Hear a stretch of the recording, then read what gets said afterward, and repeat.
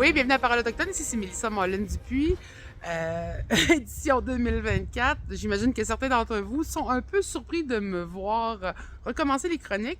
J'ai quand même pris une pause depuis 2023, 21 juin. Je m'étais dit, je pense que j'ai fait le tour. Je pense que j'ai donné assez mon opinion dans la vie, là. Mais le Canada étant ce qu'il est, il me surprendra toujours. Il y a encore beaucoup de choses dont on peut parler. On peut encore parler de certaines problématiques de relations justement entre le gouvernement, avec même, je dirais, les institutions, l'industrie, mon Dieu, le milieu culturel. Beaucoup d'enjeux qui m'ont donné encore envie de parler, de donner mon opinion, vraiment une vision personnelle de l'actualité. Donc, me voici, me voilà. Cette semaine particulièrement, je pense que j'ai été beaucoup affectée par le fait que le paysage des médias sociaux a énormément changé depuis 2012, quand j'ai commencé à me mobiliser justement à travers Facebook, Twitter. On le sait aujourd'hui, Twitter n'est plus ce qu'il était. Facebook a beaucoup changé et on ne peut plus partager les informations, les nouvelles qui étaient écrites par les journalistes. À l'époque, un article pouvait voyager vraiment très loin, nous unir, nous faire communiquer les uns envers les autres. Et plus on voyageait, plus on voyait, mais plus il y avait d'articles qui s'écrivaient. Malheureusement, beaucoup d'actualités maintenant passent sous le radar. Je me rends compte qu'il y a beaucoup d'enjeux dont on ne parle pas. Et l'article qui, cette semaine, m'a beaucoup fait réagir, j'en ai eu 3 dans le fond, mais ils ont fait des effets dominos les uns avec les autres. C'est qu'il y a des papiers du cabinet de l'Australie qui sont sortis, qui montraient justement qu'il y avait eu une collaboration entre le Canada et l'Australie en 2000, pendant l'ère du gouvernement de Jean Chrétien, pour essayer de diminuer l'impact et surtout les mots qui étaient utilisés pour la Déclaration des droits des peuples autochtones, le UNDRIP, qui était en train d'être rédigé aux Nations Unies. Pourquoi? Bien, on voulait le rendre beaucoup plus amical pour les gouvernements. Le Canada et l'Australie, particulièrement étant touchés par la colonisation qu'ils ont fait des communautés autochtones sur leur territoire.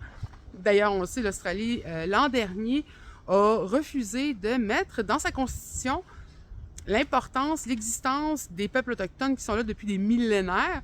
Donc, on sait que la relation est encore problématique. Probablement qu'ils ont eu peur parce que les droits autochtones, qui sont maintenant reconnus dans la Constitution canadienne depuis quand même 92, ont un impact et aussi un désavantage pour le Canada, qui doit maintenant répondre justement des communautés autochtones, répondre des droits ancestraux qui sont les nôtres au Canada, mais aussi maintenant qu'il reconnaît la Déclaration des peuples autochtones.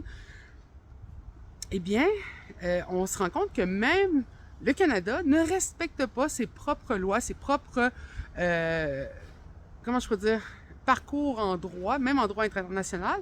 Et donc, la deuxième nouvelle qui m'a affectée, et dont on n'a presque pas entendu parler jusqu'à présent, c'est Slido, qui est aussi connue sous le nom de Molly Wickham, qui est une des protectrices du territoire Wet'suwet'en, qu'on a beaucoup vu dans les médias en 2020-2021, parce que ça a été juste avant et pendant la pandémie, un moment important où on a, pour apporter du soutien aux Wet'suwet'en, bloqué des chemins de fer. On a entendu finalement parler des chefs traditionnels versus les chefs des conseils de bande. On a compris aussi que certains chefs traditionnels étaient des chefs ou de conseils de bande sous la loi sur les Indiens. Pourquoi est-ce que ces chefs-là avaient le droit de dire au Coastal GasLink qu'ils ne pouvaient pas passer sur leur territoire, mais que le Coastal GasLink avait une entente avec les chefs de bande, le droit territorial, le droit ancestral versus la loi sur les Indiens avait été amené beaucoup de l'avant. Eh bien, Slido et 2 autres défendeurs du territoire, cette semaine, ont été reconnus coupables d'outrage au tribunal par la Cour suprême de la Colombie-Britannique. Donc, ce que ça veut dire, c'est, parce qu'à l'époque, il faut que vous compreniez le message, le visuel que c'était, de voir des personnes, des femmes autochtones, par exemple, à un moment donné, être déplacées de leur territoire de force pendant qu'elles jouaient du tambour sur leur territoire, devant un feu, devant justement les sites traditionnels qu'ils avaient installés pour protéger le territoire.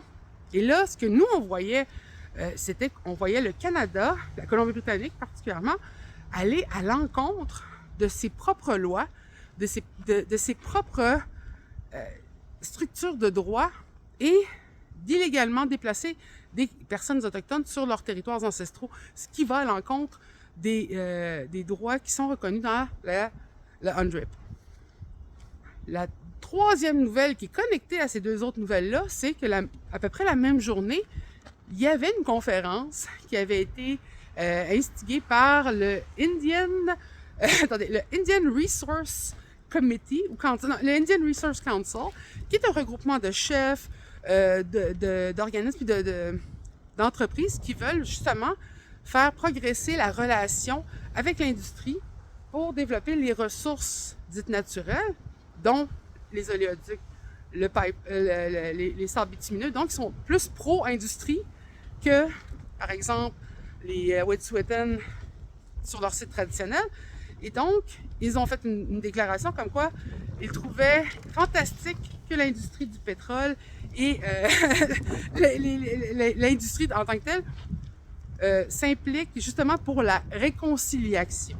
Donc, vous comprendrez que ces trois nouvelles-là, connectées ensemble, pour moi, faisaient un chemin clair sur pourquoi on diminue les droits ancestraux, ce qui est protégé par le UNDRIP, puis pourquoi on va beaucoup favoriser la loi sur les Indiens et les impacts que ça a. Donc, de ne pas voir ces nouvelles-là pouvoir circuler, pour moi, ça a été quelque chose qui était quand même troublant.